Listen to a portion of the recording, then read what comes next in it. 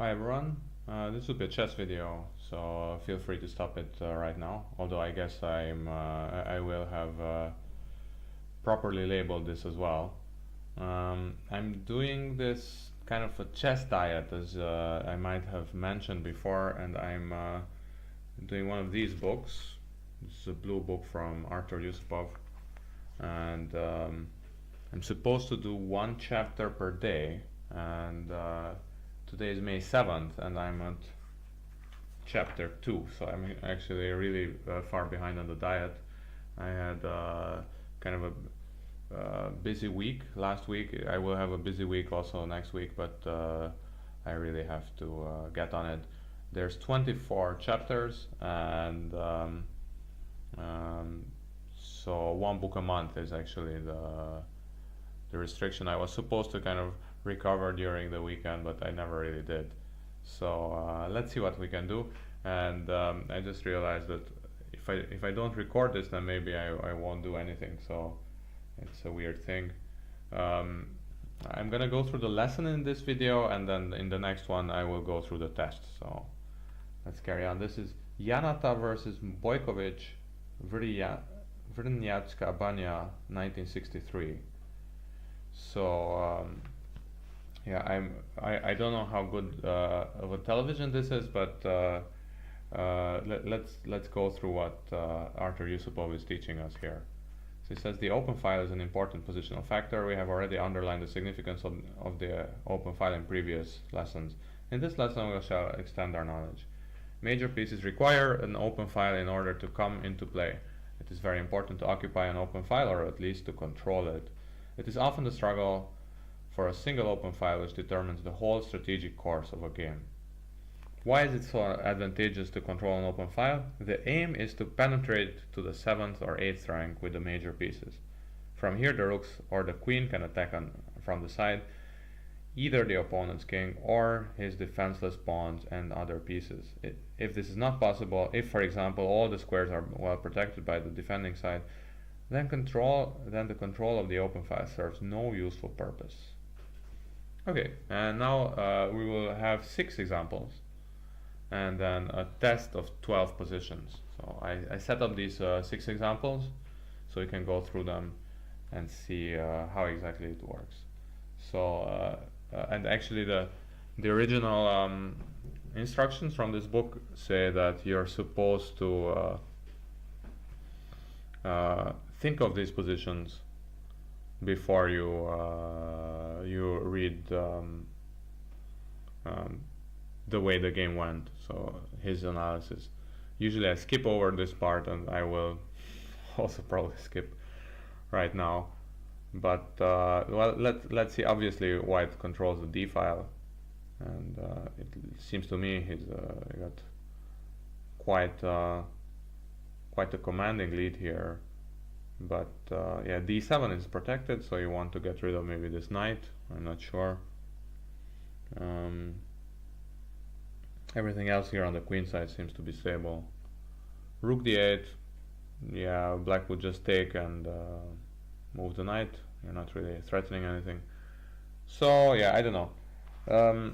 What Yusupov says, he says, wait, okay, sorry, yeah, lights out, lights on. Okay, so white has achieved control of the important central file and now exploits the opportunity to mount a quick attack. Okay, so let's see. Knight e7 check.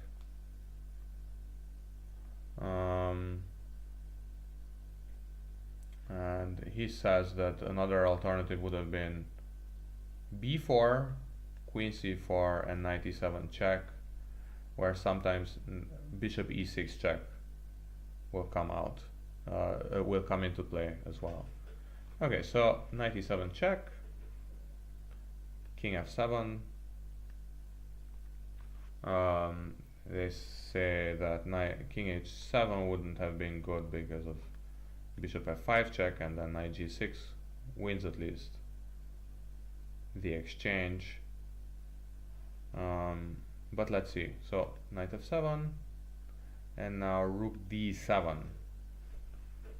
and the penetration to the 7th rank decides the game on the spot. So even though the knight controlled, quote unquote, this square, the white just ignored that and came into the position with the queen, and they say that black resigned actually. So because after queen e7, queen takes, king takes, this is checkmate. So that's pretty cool. And this was the first position, and we can go to the second position, but let's still read his further explanations. In the struggle for the open file, you can make use of the following elements, 6 of them. So number 1, the simple doubling of the rooks. Yeah, everybody knows that. 2, the use of an outpost. So this is some kind of a square on that file that cannot be challenged by a pawn. So let's say in this position, with or without the g pawn, g6 is an outpost, for example. Of course, on the d file, almost all of them are kind of outposts, you could say, although they're not protected by a pawn. Number 3, control over the penetration squares on the 7th and 8th rank. So this would be a defensive one probably. So here black tried to control it with the knight, right? But it didn't help. But still, usually it helps quite a bit, of course. 4, a timely opening of the file, doubling behind the pawn before exchanging it. Yeah. Number 5, the creation of a battery, queen behind the rooks. So this is almost a battery. You can put, if the queen and the rook would be the other way around, this would be this battery, right? Exchanging the major pieces in order to neutralize your opponent's activity on the file. Yeah, obviously an open file is pretty much useless for if all you have are knights and bishops and pawns. Okay, let's go on to example number 2. And this is white to move here. Actually, I've seen the position, the solution already, but kind of the point is that obviously white is normally struggling for the h file, but apparently black covered it all. So this says, this is what Yusupov says himself. Oh yeah, first, he says, in the examples which follow and in the test, you should employ these elements in the struggle for the open file. So he says, if white now opens the h file in this position, he does not obtain any immediate advantages on the king side, since black is pretty well prepared there. For that reason, Capablanca opens a different file. This is Capablanca playing as some guy, Trebal, in Carlsbad 1929. So he plays b5 first, 8 takes b5, h6 check. So he says, an important intermediate check. The black pieces now have less room and become disorganized. Capablanca sees that he can gain control over the a file. How does it work? Yeah, a file. Oops, no. Yeah. The advantage will play a decisive part in the game. So this h6 check just closes up the king side, and white basically says, well, this h6 check sends the king to f8. Actually, white's rooks will become much faster. King f8, a takes b, king e7, b6, yes. So now he says that white has an important outpost on the a file, which is a7. So this is an outpost, of course. It's covered by the pawn, and nothing else is covering it. b6, queen b8, rook a1, rook c8.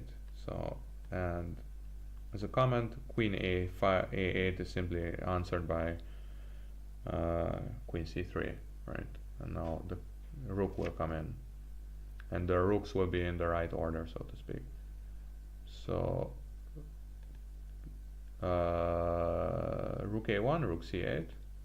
So this queen is now a bit stuck. You would need this queen somehow to leave room for the rooks, but it actually, you can't see any way of doing it. You would need something like, yeah, queen f8, rook, knight d8, queen f7, and the rooks come in. Yeah, these examples are so cool, I think. Queen b4, rook h d8. So black tries to bring his rooks to the queen side, but it's just they're there for show, basically. Rook h d8, rook a7, king f8, rook h1. Yeah, he says Capablanca places his pieces on optimal squares. Bishop e8, rook h a1, king g8, rook 1 a4, king f8, and now we have the battery. So the typical rook queen battery has been set up. Queen g8, yeah, black is just shuffling around.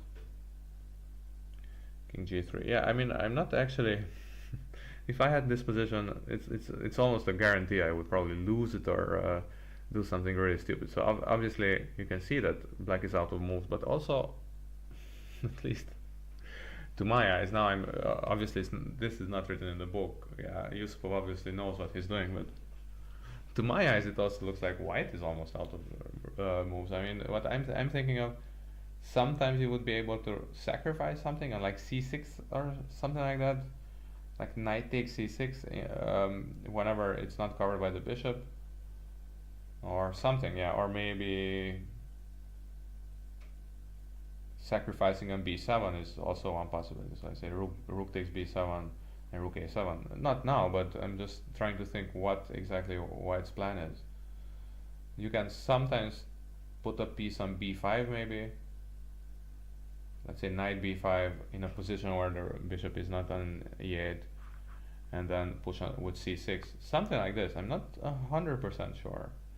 Maybe Capablanca knows more about this than I do, which is pretty much a given.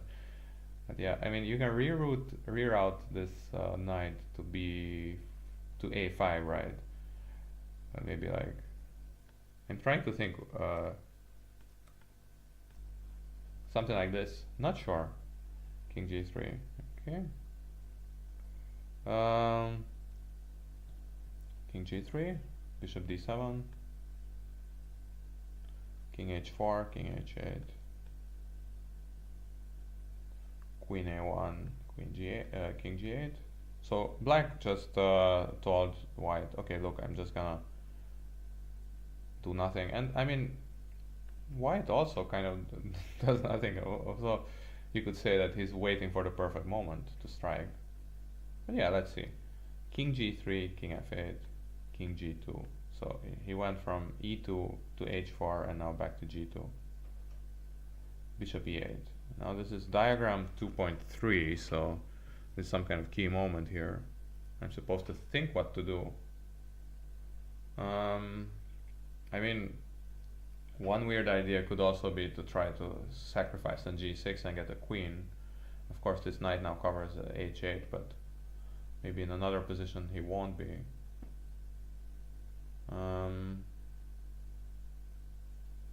Yeah, some weird ideas are also like e4 sometimes. That sometimes destabilizes this pawn chain. But yeah, I'm just gonna go on and see. So the preparation have all been made. Capablanca now attacks the b7 pawn. Okay, so he's gonna just do what I suggested. I mean, obviously, this is almost 100 years ago, so he doesn't know about this, but knight d2, bishop d7, knight b3, rook e8,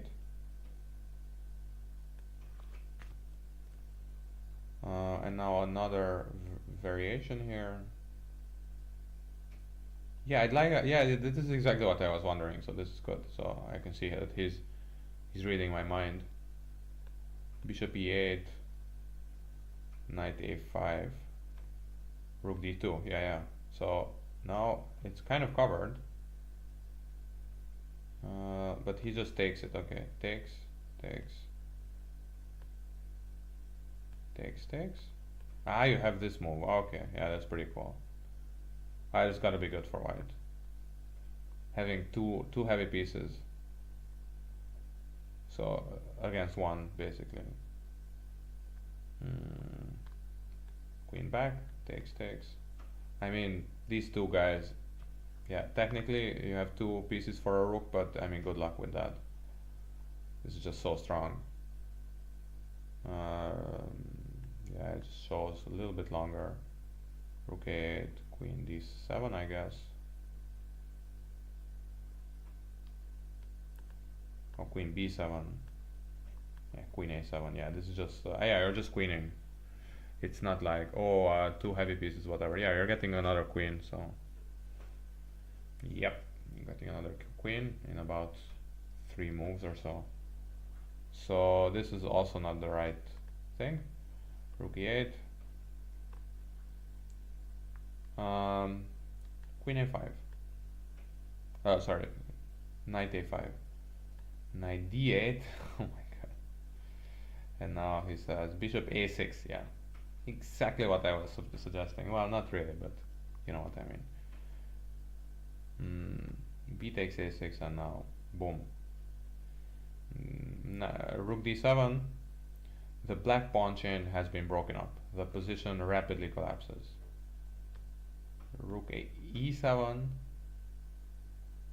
Yeah, if this knight weren't here, then you could just take the c6 pawn and for king and queen, or rook and queen. It is there, so rook takes d8 check. Ah, okay, so again he's listening to this commentary. Rook takes and knight c6, and black resigned. So it's that easy. Yeah. Again, I think here you're just you're just gonna queen very soon. So you're gonna be 2 pawns up. Yeah. Yeah, whatever. Yeah, there's just 2 pawns up, and the b6 pawn is just gonna do its thing. Yep. So this is a really cool game. And now this game is funny. So example number 3 is Deep Blue versus Kasparov, and I think this is a very famous example. So actually white is the computer, and black is the human. And I mean, this is a very famous game. I think probably everybody has heard of it, at least a match. And this is game number 2, and I think Garry Kasparov accused the computer of cheating in this particular game. Cheating in the sense, well, nowadays of course you accuse humans of cheating because they you allege that they used computer usage, but actually Kasparov so they used computer interference, and Kasparov actually did the other way around. So he accused the computer of using human interference. So he said that some chess masters interfered here, and I think to this day he says that this was at least suspicious. So, but he is gonna write a book. So he has a book coming out very soon about this. So I'll probably buy it and tell you. Okay, rook a3. White first doubles the rooks behind the a pawn so as to open the file at a favorable moment. Rook ec8, rook ca1, queen d8,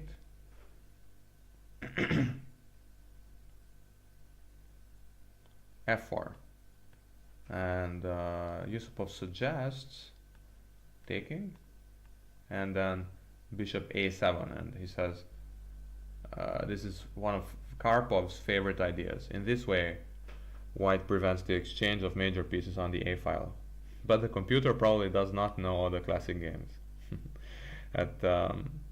Yeah, I think there's a very famous game called Karpov versus Ussr, and I know that it's famous because even I know about it. So, and I'm not some big historian. Um, so he says f4, but it's he says it's also an interesting move. Knight f6, f takes, d takes,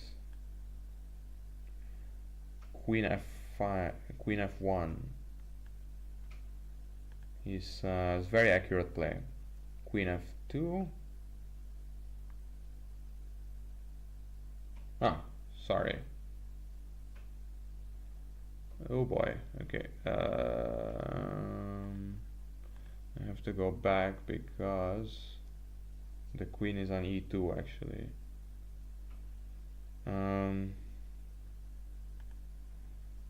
Yeah, let's go and let's pretend that what can lose a tempo here.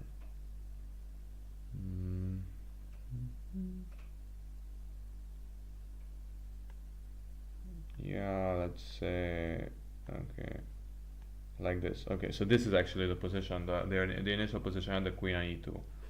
So let's say queen f2 would be followed by a5, opening up kind of everything. A takes b5,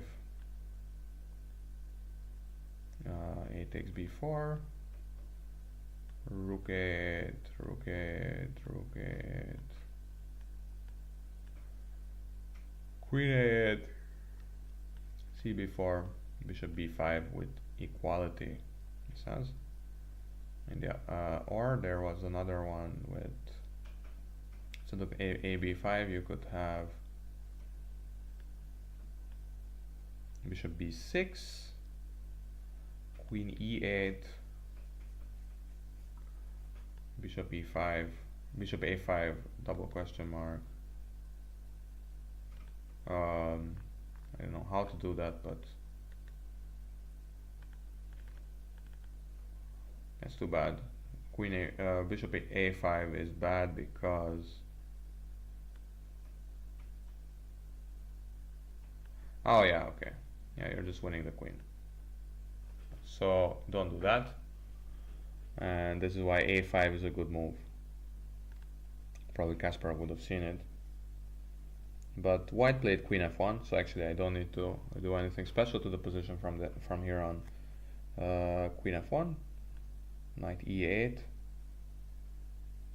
queen f2 now. Okay, well, okay, so he says queen f2, knight d6, and he says that a5 now would be bad because you're just playing bishop b6 and the queen cannot go to e8 anymore, and therefore this whole idea of exchanging all the rooks on the a5 will not work, I guess. So knight d6, bishop b6, queen e8, rook 3 a2, bishop e7, bishop c5, bishop f8. So it says black is very passive and must always be aware of the possible opening of the file. Yeah, so basically white can decide to open the file whenever he wants to. Black cannot.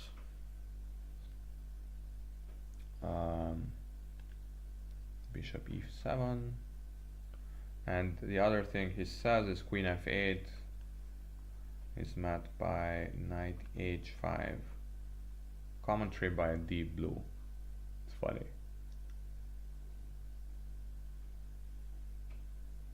And now after bishop f8,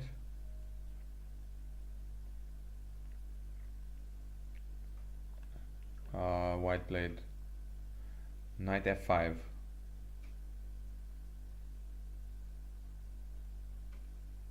bishop takes, e takes, f6,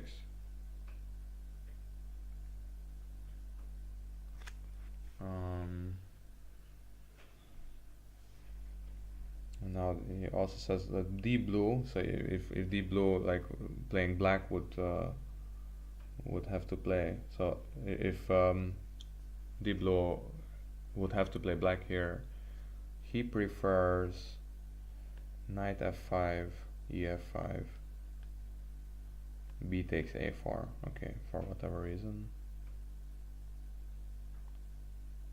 ef6, f6, ef5, f6. Bishop takes, a takes.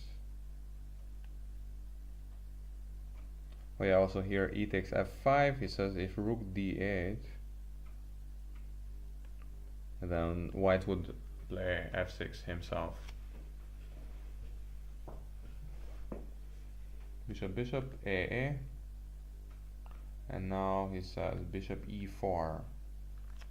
This is how white maintains control over the open file. Apparently even the computer understands this concept.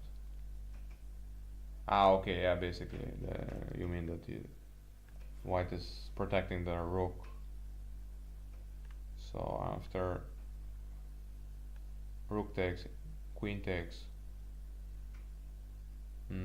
white controls the open file. Oh, he says queen d7, queen a7. In spite of the bishop of opposite colors, white has a clearly superior position. Okay, rook c7, queen b6, rook b7, rook check, queen f7, king f7, queen a6. A good redeployment of the pieces, of the major pieces. Queen c7, queen c6, queen b6 check. So, and now he says that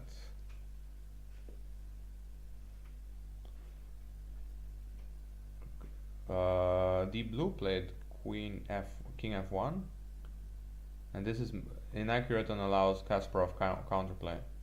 Instead, the computer should have played king h1. Then comes rook b8.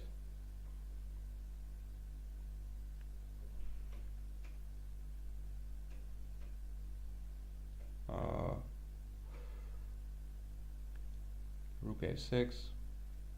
And if black tries queen e3, queen takes d6, rook e8, then rook a1 wins, kind of protecting everything here.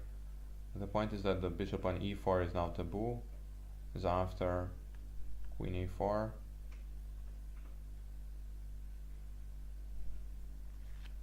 Sorry, what was going on? Queen d6. Ah, yeah, you want to cover a6, yes.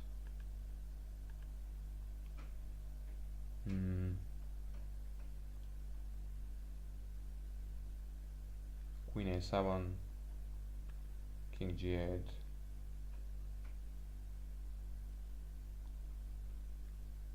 queen d7. There's no stopping. There's no perpetual check. Yeah. And there's no stopping the mate. So check this and it's over. But after king f1,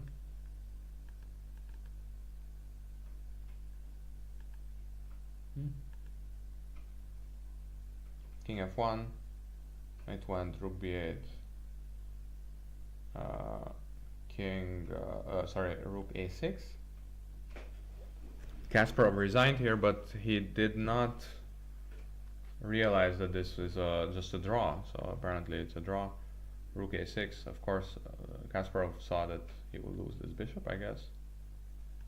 But he had this chance of queen e3, queen d6, rook e8, and if bishop f3, then this is a perpetual check.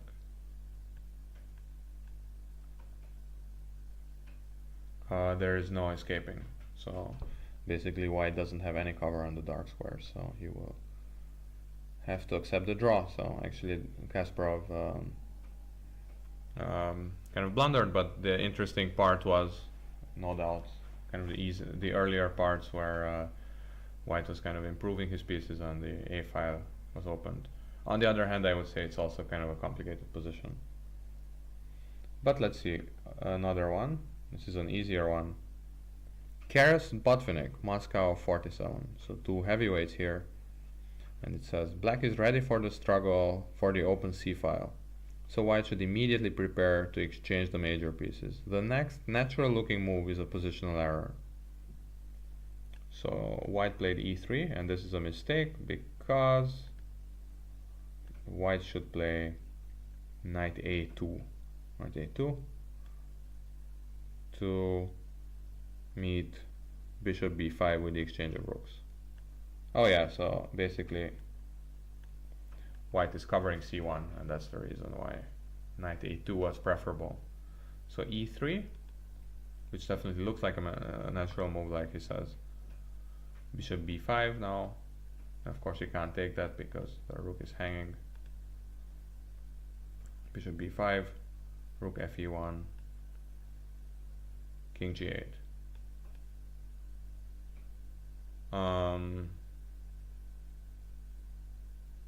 Yeah, let's just go with the main line.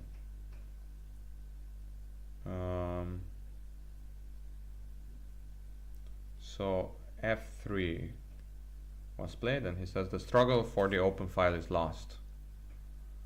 So if white had played bishop F1, then black would have replied by capturing it. Knight E4, knight A2, and now bishop's rook C2.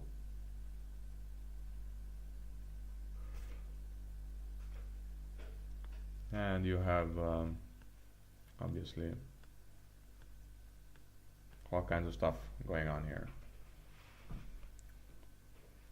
And now he says that knight A2 here is not answered by rook C2 and knight C3, kind of locking in then this rook, but by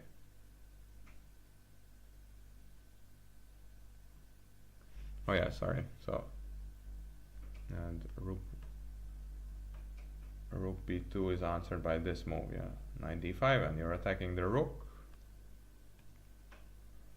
and you have a position Shah, so you're kind of simplifying.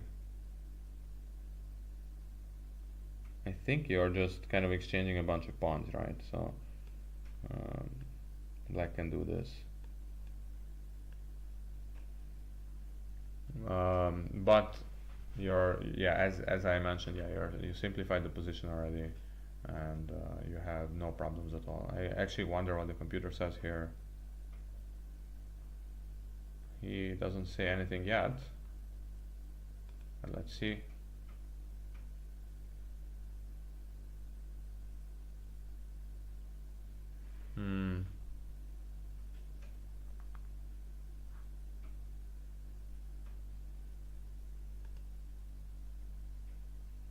Yeah, white is even better here.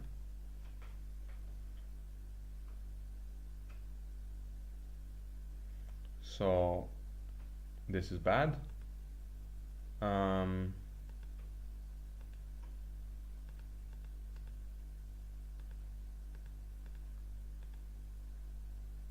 Yeah, I hope it works. I think there was some encoding error, but only because of this computer analysis, so should be okay.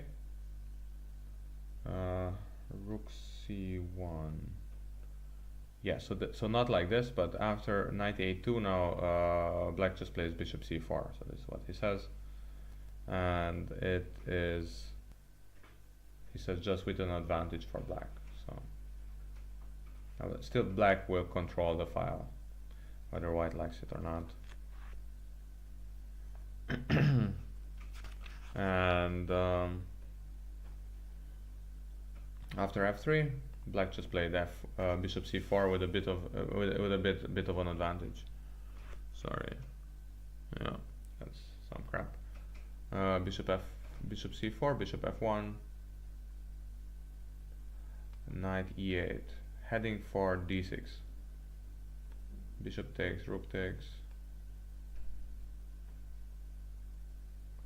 king f2, knight d6, king e2. So he says that maybe knight e2 would have been better, with the idea of rook c2, b3, and kind of trying to keep fingers in the dike and all the holes in the dike. But yeah, let's go back. King e2 and b5. So black must make haste with active operation on the queen side. King d3. He says white would only need one more move and then he could equalize with b2, b3. But he doesn't have that because black plays b4, knight a2, and okay, b4, knight a2. So he says instead of this you had a takes b4, rook takes b4, rook b1, rook cb8, king c2 covering it, and now knight c4 winning the pawn. Although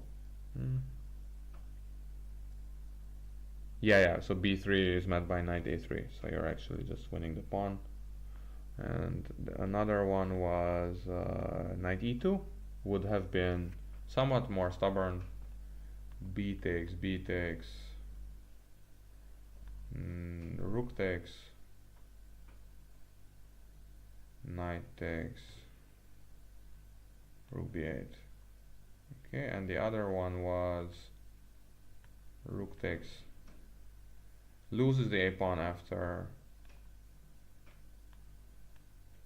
simply this. Yes, so it's too far from the knight, and if you push it I can just play knight b2 check. So knight a2 was played, but after takes, rook a4, rook takes c8 check, knight takes c8,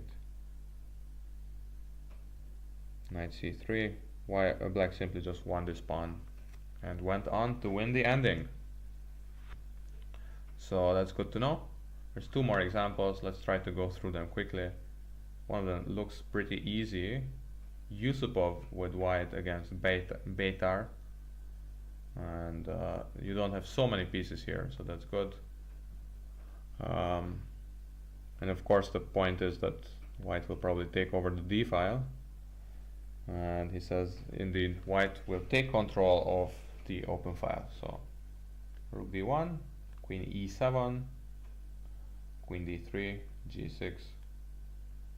Operations on the queen side bring black no relief. So queen d3, queen a3, rook d2, a5, king g2, a4, queen d6. So you're kind of forcing black to exchange queens, and after that you will have a very active rook in there in the rook endgame, and you can probably even consider taking this guy, and yeah, you know. So queen d6. So this was one example. After this, g6.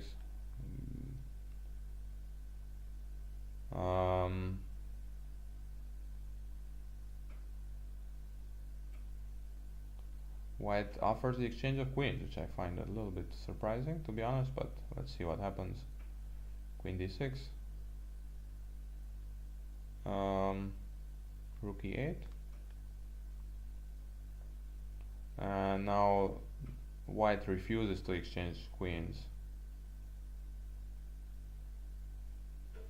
like this. So he says that instead white plays queen d7, but he says that this one does not promise white too much, because variation like this, king f1, king f6, and black will continue with e5, king e6, and rook d7 with near equality. So basically just taking back the file. Now he says king f8. This is a bad move, so he says black intends queen d7, rook d7, rook e7, but he is defending very passively. Instead of king f8, he could have played e5 with only a slightly worse position. Okay, I don't know. King f8, queen a4, to bring the rook into d7. A5. Oh yeah, so you can't just, so rook d8 you can just take and take a7, so you don't want that. So black played a5.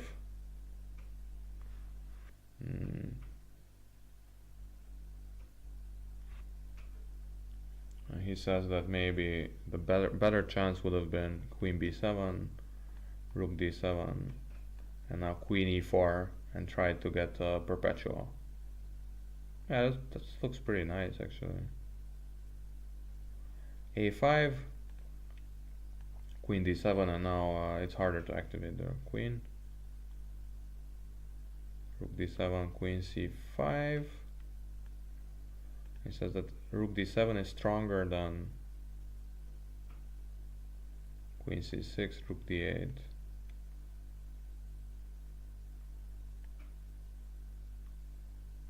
Takes.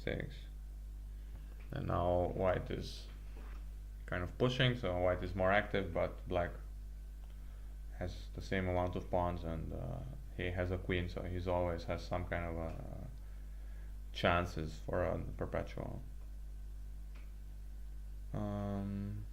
Okay, rook d7, queen c5, and now white just says, okay, let's exchange queens. So queen b5. The rook ending offers white a considerable advantage because his rook is the more active. The deterioration of his pawn structure on the queen side, on the other hand, is not so important.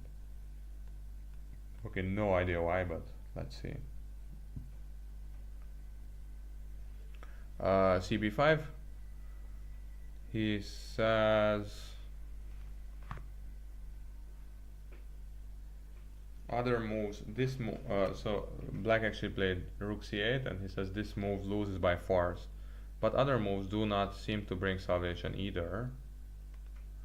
cb5, a4, b4 maybe, he says, or rook e7, rook d6, rook b7 is really sad. But he says appearances can be deceptive, and in the variation actually he says e5, rook d6, rook e6. Dr. Fritz finds after a long period of calculation a saving grace. The black king marches quickly to the queen side, and the sharp pawn ending ends in a draw.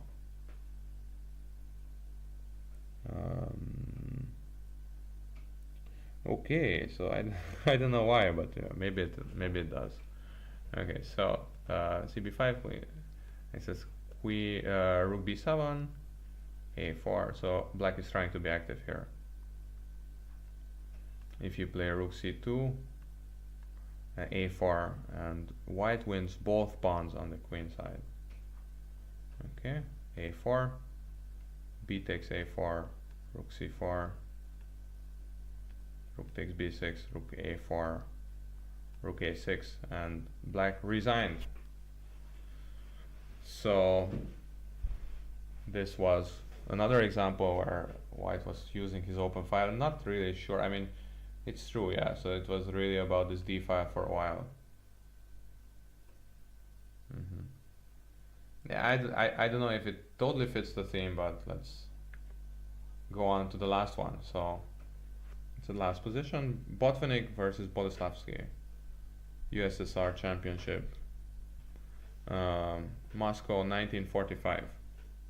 And he says, white has doubled his rooks nicely, but he cannot achieve much in the center alone, as black still controls all the squares on the 7th and 8th ranks. So white begins some action on the queen side with the aim of forcing back the black pieces and thus gaining control of some squares on the d file. So white begins with b4, bishop e6, bishop b3. The threat is general exchanges on d8 and then bishop takes e6, which would lead to a noticeable weakening of the black pawn structure. So black plays rook d2, queen d2. Now white has control of the open file. Okay. Bishop b3, a b3, queen e6, c4, bishop f6, c5. This hinders rook d8 and achieves the desired control of the d5 square.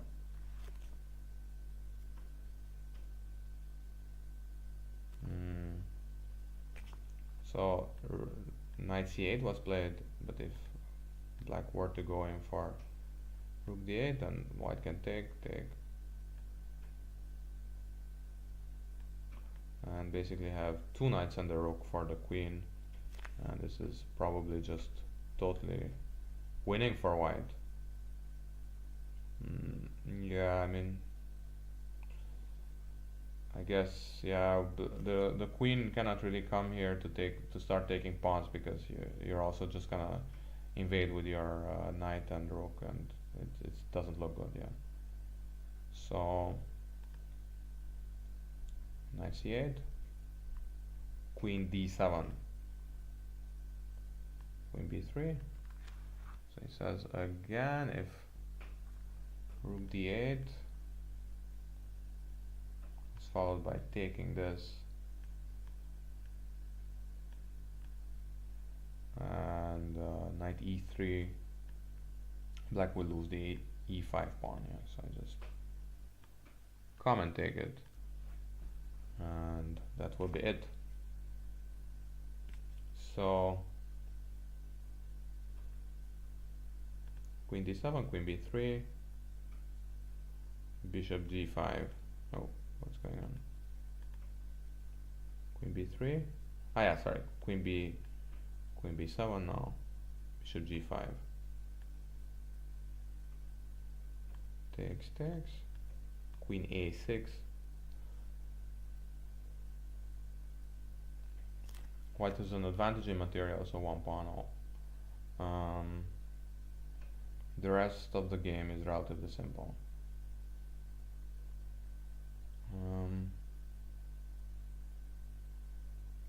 Sorry, why can't, yeah, sorry,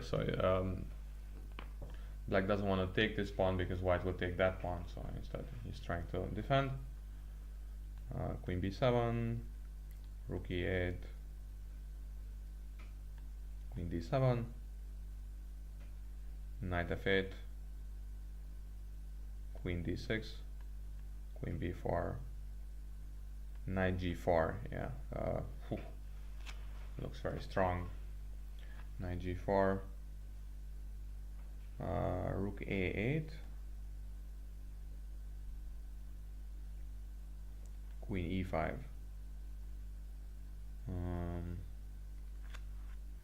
Yeah, sorry, here he also said queen e4, you have knight f6 with a fork, but I think even without the fork it would be very strong. But let's soldier on. Rook a8, queen e5, and he says also that knight e5 would be even simpler, because if you do this, I do that, threatening mate.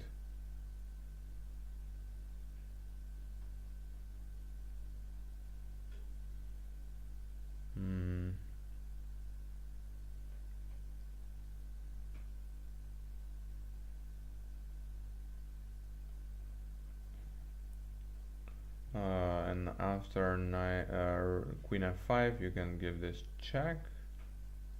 And this is winning because you're winning the knight. Or what?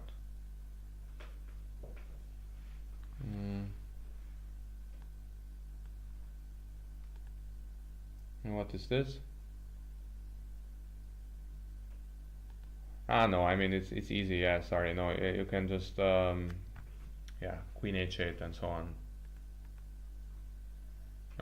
Queen h8, and you're winning the rook. You're winning the knight. You're winning everything. Okay. Yeah, so this would be simpler, but he took with the queen. Queen b3. Rook d7.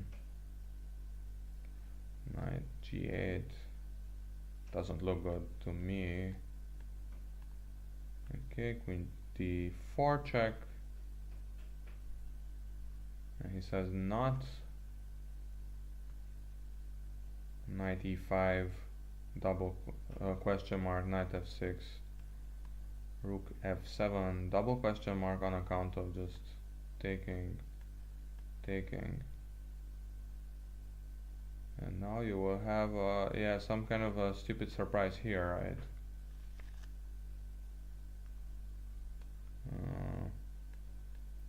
Check.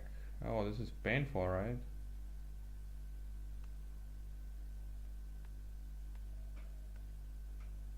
And the only move you have is this, and this would be checkmate. Pretty cool. Cool observation. Queen d4 check. I would have probably fallen for that one, and I would be kicking myself, but I'm just a reader now. So queen d4 check, king h7, knight f6 check, knight takes f6, queen takes f6, king g8, king h2, rook f8, queen takes c6, king g7, and he says that queen b2 is refuted by queen d6. Queen h8 check.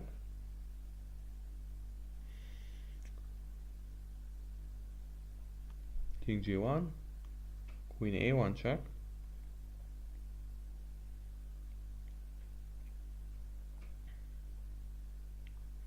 And queen d1, of course. And then you'll have this 2-pawn up ending. If it's a rook ending, then you'll even have probably the king will be cut off, right? So you can just kind of